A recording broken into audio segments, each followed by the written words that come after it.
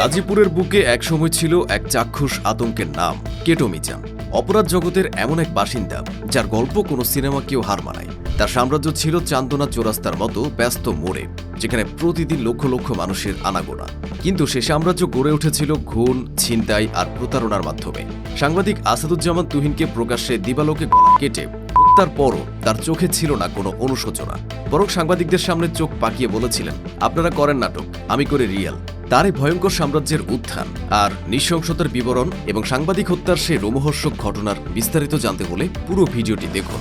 তার আগে আপনি যদি আমাদের চ্যানেলে নতুন হয়ে থাকেন তাহলে এরকম ইন্টারেস্টিং ভিডিও পেতে আমাদের চ্যানেলটিকে সাবস্ক্রাইব করে দিন এবং পাশে থাকা বেল আইকনটি অন করে দিন, যাতে কোনো ভিডিও মিস না হয়ে যায়।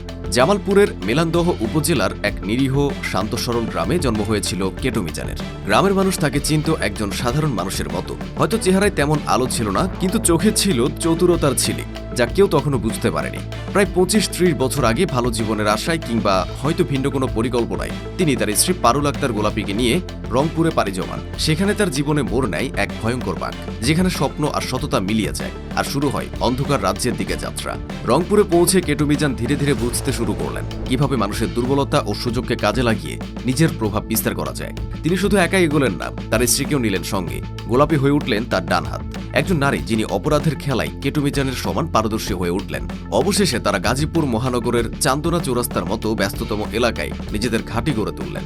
প্রতিদিন লাখো লাখো মানুষের পদচারণার এই মোড়, যেখানে ব্যবসা বাণিজ্য, যানজট আর ভোর থেকে রাত পর্যন্ত মানুষের ভিড় কখনো থামত না।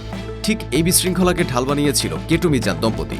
জনসমাগমের আড়ালে লুকিয়ে তারা গড়ে তোলে এক অদৃশ্য অপরাধ সাম্রাজ্য, যার প্রভাব ছড়িয়ে পড়ে শহরের অলিগলি থেকে প্রান্তিক মহল্লা পর্যন্ত। চান্দনা চৌরাস্তা ছিল যেন তাদের রাজ্য, যেখানে ভয়, প্রভাব আর অর্থের শক্তিতে নিয়ন্ত্রিত হতো সবকিছু।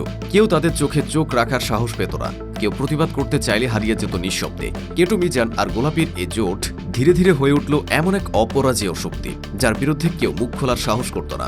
অথচ সবার মনে জন্ম নিত ভয়ের শীতল স্রোত। তাদের অপরাধের কৌশল ছিল এতটা ভয়ঙ্কর ও নিখুঁত যে শিকাররা টের পাওয়ার আগেই ফাঁদে আটকে যেত। গোলাপী ছিল এই অন্ধকার খেলার মূল অস্ত্র। সে ব্যবহার করত হানি ট্র্যাপের কৌশল, যা একদিকে ছিল আকর্ষণের মোড়কে মোড়ানো, অন্যদিকে ছিল এক গভীর মৃত্যুকূপ। অচেনা যুবকদের টার্গেট করা হতো খুব হিসেব করে। গোলাপী তাদের কাছে মধুর, নির্ভেজাল সম্পর্কের ভান করত, কখনো ফোন, কখনো হঠাৎ সামনাসামনি। আর যখন শিকারী বিশ্বাস করে তার ডাকে আসত, তখনই শুরু হতো বিভীষিকার আসল পর্ব। অন্ধকার কোনায়, নির্জন জায়গায় বা তাদের নির্দিষ্ট আস্তানায় হঠাৎ উপস্থিত হতো কেটো মিজান ও তার ভয়ঙ্কর সহযোগীরা। মুহূর্তের মধ্যেই তার হাত থেকে কেড়ে নেওয়া হতো টাকা, মোবাইল, দামি গয়না।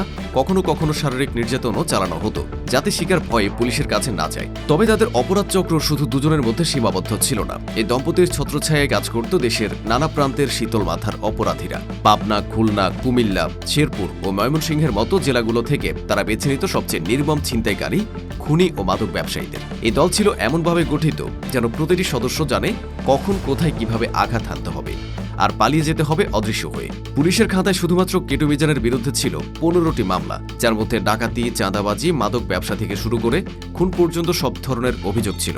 কিন্তু ভয়ঙ্কর হলেও সত্য, তার পুরো অপরাধ সাম্রাজ্যের বিরুদ্ধে মামলা ছিল 29টি।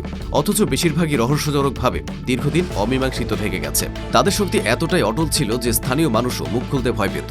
রাত গভীর হলে এলাকায় যেন এক নীরব আতঙ্ক নেমে আসত, যেন বাতাসও থেমে যেত তাদের পদশব্দের ভয়। কারো কারো চোখে তাদের দেখে মনে হয়েছিল সর্বনাশের আতঙ্ক।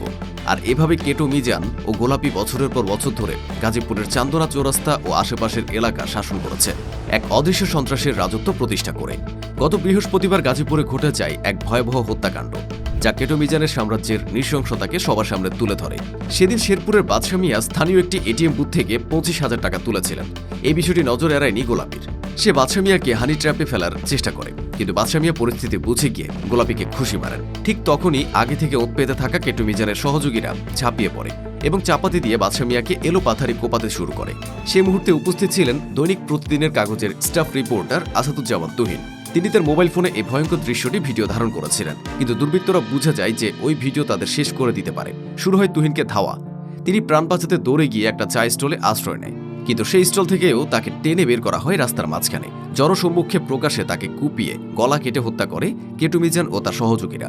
একজন পেশাগত সাংবাদিক যিনি তার দায়িত্ব পালন করছিলেন, তাকে এমন নির্মমভাবে হত্যা করা হয় যা গাজীপুরের মানুষের মনে এক গভীর আতঙ্ক সৃষ্টি করে। সাংবাদিক তুহিন হত্যাকাণ্ডের 24 ঘণ্টার মধ্যে পুলিশ ও র্যাবের যৌথ অভিযানে কেটু মিজান সহ 8 জন গ্রেফতার করা হয়।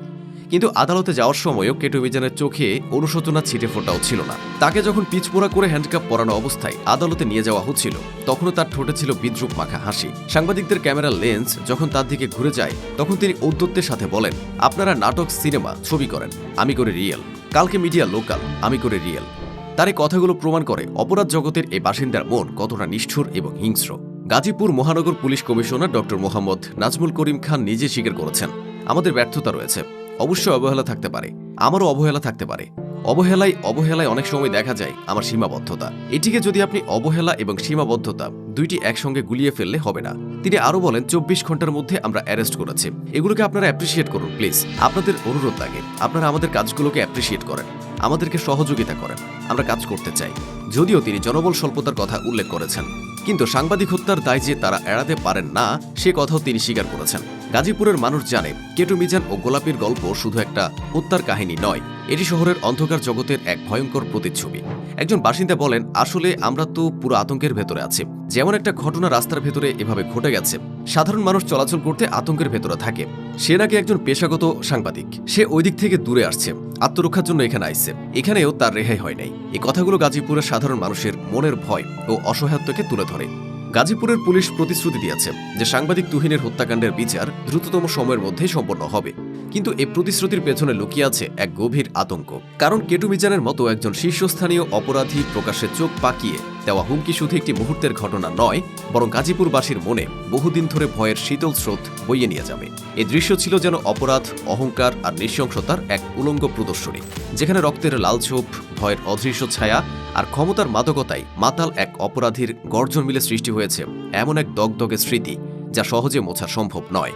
গাজীপুরের মানুষের চোখে এ ঘটনা শুধু একটা হত্যাকাণ্ড নয়, এটি ছিল এক ধরনের চ্যালেঞ্জ।